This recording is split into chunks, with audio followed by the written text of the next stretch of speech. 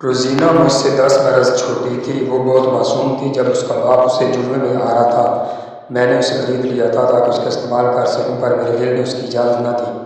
میں نے اس سے نکاح کر لیا اور اسے اپنے خاص ملازم کے پاس چھوڑ کر بزنس کے لیے باہر چلا گیا۔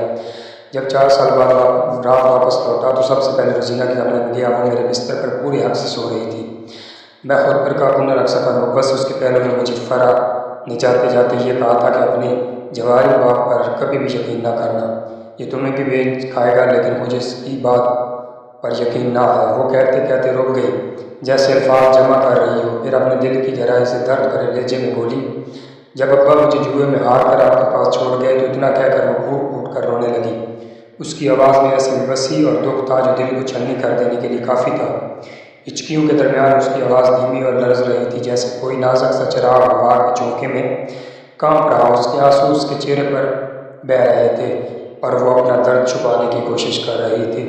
میرے دل میں اس کی حالت دیکھ کر عجب سی کسک پیدا ہوئی۔ میں نے سوچا کہ اسے کسی طرح تسلی دوں، شاید میرے قریب آنے سے اسے سکون ملے۔ جیسے ہی میں اس کے قریب آیا اور اس کا شانہ تھپتھپانے کی کوشش کی، وہ یکدم گدک کر پیچھے ہٹ گئی۔ اس کی آنکھوں میں خوف کا سایہ تھا۔ وہ کانپتی ہوئی بولی، تمہیں اللہ رسول کا واسطہ ہے مجھے ہاتھ مت لگانا، میں ایک عزت دار ماں کی بیٹی ہوں۔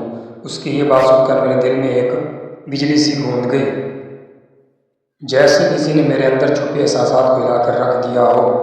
اس کے یہ الفاظ، اس کی معصومیت اور خوف میرے دل پر اثر کر گئے۔ میں کچھ دیر ساکت کھڑا رہا، میرے ہاتھ وہیں کے وہیں رہ گئے اور میں خاموشی سے پیچھے ہٹ گیا۔ وہ ایک خوف سے گھری ہوئی لڑکی تھی جسے اس کے اپنے باپ نے چند روپوں کی خاطر بے دردی سے کسی دوسرے کے حوالے کر دیا تھا، جیسے اس کی زندگی کی کوئی اہمیت ہی نہ ہو۔ روزینہ مجھ سے تقریباً 10 سال چھوٹی تھی۔ اس کی آنکھوں میں وہ معصومیت تھی جو دنیا کے طرح حقائق سے لا علم کسی بچے میں ہوتی ہے۔ جب اس کے والد نے اسے جوئے میں ہارا تو اسے شاید سمجھ بھی نہ آیا ہوگا کہ اس کا مطلب کیا ہے۔ وہ معصوم تھی، لاچار تھی اور خود کو اس اجنبی ماحول میں بالکل تنہا محسوس کر رہی تھی۔ جب میں نے اسے خریدا تھا تو میرے دل میں بھی عجیب و غریب خیالات تھے۔ یہ سوچا تھا کہ اس کا استعمال کروں گا۔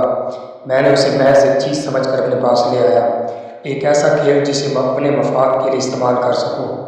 لیکن جب میں نے اس کی معصومیت اور اس کے چہرے پر چھائے دکھ کو دیکھا تو مجھے حوصلہ نہ ہوا۔ اس کی بے بسی اور بیچارگی کو دیکھ کر میرے دل نے گواہی دی کہ اس کے ساتھ ظلم کرنا میرے بس میں نہ ہوگا۔ جانے کیوں حرام تعلق بنانے کا خیال دل و دماغ سے ختم ہو گیا۔ میں ایک دم دور جا کر بیٹھ گیا، اسے تسلی دی۔ وقت گزاری کے لیے میں نے اسے کہا کہ تم مجھے اپنے بارے میں بتانا چاہو گی، میں تمہارے بارے میں سب جاننا چاہتا ہوں۔ تو وہ بے بسی سے میری طرف دیکھ کر بولی، جن گھروں میں ایک بیٹی کا باپ غیر ذمہ دار اور جوا کھیلنے والا ہو، ان کی کہانیاں کچھ مختلف نہیں ہوتی۔ وہ آنسو پوچھ کر گویا ہوئی۔ میں نے جب آنکھ کھولی تو اپنے گھر میں سوائے غربت کے اور کچھ نہیں دیکھا۔ اس بات کا شعور جب اس دن آیا تو میں روتے ہوئے گھر آئی۔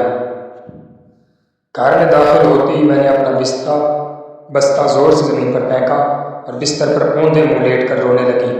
امی کچن میں روٹی بنا رہی تھی۔ جب اس نے میری رونے کی آواز سنی تو آٹا لگی انگلیوں کے ساتھ دوڑتی ہوئی کمرے میں آئی، جہاں میں اپنی سسکیاں دبائے اتنا ضبط کر رہی تھی کہ میرا پورا جسم ہلکورے کھا رہا تھا۔ روزینہ میری بچی کیا ہوا، کیوں رو رہی ہو؟ میری امی پریشانی کی حالت میں مجھے آوازیں دینے لگی، لیکن میں مسلسل روئے جا رہی تھی۔ تو وہ میرے سرانے بیٹھ کر میرے بالوں میں ہاتھ پھیر کر بولی، کچھ بتاؤ گی یا نہیں؟ کسی نے کچھ کہا ہے کیا؟ بتاؤ مجھے۔ تو میں ایک دم سے اٹھ کر بیٹھ گئی، غصے سے بولی، آخر آپ کچھ کماتی کیوں نہیں ہیں امی؟ کیوں اتنے پیسے نہیں ہیں کہ میری فیس دی جا سکے؟ میرا یونیفارم چھوٹا ہو گیا لیکن میں آج دن تک نیا یونیفارم نہیں لے سکی۔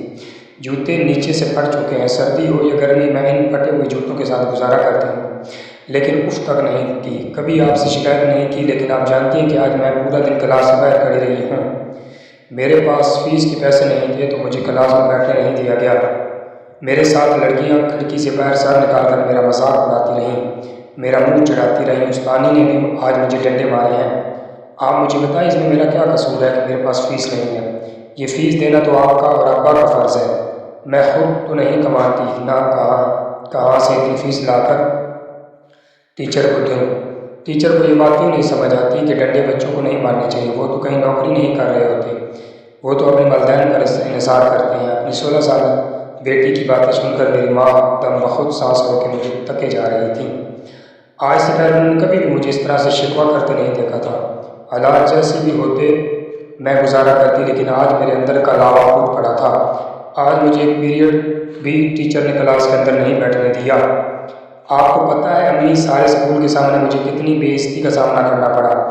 میں کل سے اسکول نہیں جاؤں گی، بلکہ میں پڑھتی نہیں۔ کیا فائدہ ہے اس تعلیم کا کہ سارا اسکول جانتا ہو کہ آپ اتنے غریب ہیں کہ اپنی فیس بھی وقت پر نہیں دے سکتے۔ سارا اسکول مجھے عجیب نظروں سے دیکھتا ہے۔ تماشا سی بن گئی میری زندگی۔ میں یہ بات کر کے بلک بلک کر رونے لگی تو امی نے مجھے ایک دم اپنے سینے سے لگا لیا۔ سب ٹھیک ہو جائے گا، روزینہ اتنا پریشان نہیں ہوتے، اور خبردار تعلیم چھوڑنے کی بات کبھی بھی اپنی زبان پر مت لانا۔ یہ تعلیم نہیں، تمہارا ہتھیار ہے۔ آنے والے وقتوں میں تم نے اس کے ذریعے زندگی میں آنے والی اونچ نیچ کا مقابلہ کرنا ہے۔ نہیں ہے ہتھیار امی، جب تک اس ہتھیار کے لیے آپ کے پاس فیس نہیں تو یہ آپ کا ہتھیار نہیں بن سکتا۔ بس میں نے کہہ دیا، میں کل سے اسکول نہیں جاؤں گی۔ امی نے میری آنکھوں میں آنسو دیکھے تو ان کا دل ڈوب سا گیا۔ امی نے آہستگی سے میرے سر پر ہاتھ رکھا اور نرمی سے کہا، بیٹا میں جانتی ہوں کہ تمہارے ساتھ ناانصافی ہو رہی ہے، مگر میں بھی مجبور ہوں۔ میں نے اپنے آنسو پوچھتے ہوئے ماں کی طرف دیکھا اور کہا، مجبور ہے؟ آخر کس چیز کی مجبوری ہے؟ آپ جانتی ہیں آج کلاس سے باہر کھڑے ہو کر مجھے ایسا لگا جیسے میں نے کوئی جرم کیا۔ آپ کو اندازہ بھی ہے کہ کتنا برا محسوس ہوتا ہے، لیکن آپ یہ اندازہ کیسے کر سکتی ہیں؟ میری ہر بات پر میری ماں کا دل تڑپنے لگا۔ انہیں اپنی زندگی پر شدید افسوس ہونے لگا۔ وہ پچھتاوے کی آگ میں جلنے لگی، مگر ہر بار جب میں کچھ تلخ کہتی تو امی کے دل کا گھاؤ اور بھی گہرا ہو جاتا۔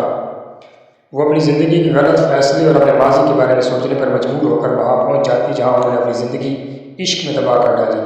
میری امی کا نام نائلہ تھا۔ شادی سے پہلے وہ ایک جوان، خوبصورت اور خوابوں میں رہنے والی لڑکی تھی۔ ان کا تعلق ایک معزز اور شریف گھرانے سے تھا اور ان کے والدین ان سے بہت محبت کرتے تھے۔ ان کے والدین نے ہمیشہ ان کی اچھی تربیت کی اور انہیں ہر خوشی فراہم کی جو وہ دے سکتے تھے، مگر چڑھتی جوانی میں کبھی کبھی قدم بہل جاتے ہیں تو وہ بھی بھٹک گئے۔ جب وہ جوان میرے ابا کے عشق میں پڑ گئی، اب ان کی زندگی میں کچھوتے اور خوشگوار جھونکے کی طرح داخل ہوئے اور پھر انہیں کچھ بھی دکھائی نہ دیا۔ وہ ایک پرکشش شخصیت کے مالک اور باتوں سے دل موہ لینے والے نوجوان تھے۔ وہ خوبصورت باتیں کرنے کا ہنر جانتے تھے اور امی کے دل کو بھی اسی بات نے اپنی گرفت میں لے لیا۔ امی کو ان کی باتیں محبت کی قسمیں سب سچی لگتی تھیں۔ وہ اکثر خواب میں خود کو جواد کی بیوی بن کر ایک چھوٹے سے گھر میں خوش و خرم دیکھا کرتی اور جاگنے پر وہ اس خواب کے خمار سے ہی نکل آتی، اور جب خواب یاد آتا وہ بھی طرح شرمانے لگتی۔ انہوں نے جواد کو کہا کہ اب صبر نہیں ہوتا، تم میرا رشتہ بھیجو۔ تو وہ بولے، میرے تو ماں باپ ہی نہیں ہے، کون رشتہ لے کر آئے گا؟ تو امی نے کہا کہ آخر تمہارے خاندان میں کوئی تو ہوگا، کوئی چچا، ماما، پھوپھی، کسی کو تو ساتھ لے کر آؤ۔ تو وہ افسوس سے سر ہلاتے ہوئے بولے، میرا ایک چچا چاچی ہیں، لیکن میری اس کے ساتھ کبھی بھی نہیں بنی۔ بہرحال میں کوشش کرتا ہوں کہ چچا چاچی کو لے کر تمہارے گھر آؤں، لیکن اگر وہ نہ آئے تو تمہارے والدین مجھے قبول کر لیں گے؟ تو تب امی پریشانی سے بولی، اماں ابا اس طرح سے تو کبھی بھی رشتہ تمہیں نہیں دینے والے، آخر کوئی تو گارنٹی ہو۔ تو وہ ایک قدم سے شو ہو کر بولے، میں خود گارنٹی ہوں، جب تمہیں رہنا میرے ساتھ ہے، پھر مسئلہ کیا ہے؟ تم سمجھ نہیں رہے ہو نا؟ یوں ایک ایسے لڑکے کو جس کا کوئی آگے پیچھے نہیں ہے، کوئی بھی ماں باپ رشتہ دیتے ہوئے تھوڑا سا جھجکتے تو ہیں نا، اس لیے کسی نہ کسی کا ساتھ آنا بہت ضروری ہے۔ تو اس نے حامی بھر لی کہ ٹھیک ہے، میں چاچی سے بات کرتا ہوں، تم بھی دعا کرنا کہ وہ مان جائے۔ تو وہ بڑی حیرت سے بولی، کہ کیسے چچا چاچی ہیں جو تمہارے ساتھ اتنی دشمنی رکھتے ہیں؟ تو وہ بولا، بھائی آج کل تو ہر طرف سے خون سفید ہے، کسی سے کیا گلا؟ وہ اس کی بات سن کر گہری سوچ میں ڈوب گئی۔ وہ دل سے چاہتی تھی کہ جلد از جلد جواد کی بیوی بن کر اس کے ساتھ رخصت ہو کر اس کے گھر چلی جائے، لیکن وہ اپنے والدین کو بھی اچھے سے جانتی تھی۔ اس نے گھر میں اپنی امی سے اس حوالے سے بات کی تو اس کی امی چپ ہو گئی، اور جب اس کے ابا شام کو آئے تو انہوں نے اپنی بیٹی کی ساری بات ان کے سامنے رکھی تو وہ بھی چپ ہو گئے۔ انہوں نے ایک دم سے کوئی ریئیکٹ نہ کیا اور انتہائی خفیہ طریقے کے ساتھ جواد کے بارے میں معلومات جمع کی، تو انہیں وہ کسی طرح بھی پسند نہ آیا۔ امی کے والدین نے انہیں سمجھاتے ہوئے کہا کہ وہ کبھی بھی جواد کے ساتھ خوشگوار زندگی نہیں گزار سکتی، کیونکہ نہ تو اس کی کوئی نوکری ہے اور نہ ہی کاروبار۔ جو چچا چاچی اس کے وحید رشتے کے طور پر دنیا میں موجود ہیں وہ بھی اسے اچھا نہیں سمجھتے، تو کوئی تو بات ہوگی۔ وہ اسے بار بار سمجھاتے کہ جواد کی حقیقت کو پرکھے بغیر اس پر بھروسہ نہ کرے۔ انہوں نے تنبیہ کی کہ زندگی ایک خواب نہیں بلکہ حقیقت ہے اور ہر فیصلہ سوچ سمجھ کر لینا چاہیے، مگر امی کو اس وقت ایسا لگا کہ ان کے والدین ان کی محبت کے سب سے بڑے دشمن ہیں۔ وہ محبت میں اندھی ہو چکی تھیں اور اپنی زندگی میں خوشیوں کا تصور جواد پر ادھورا سمجھتی تھیں۔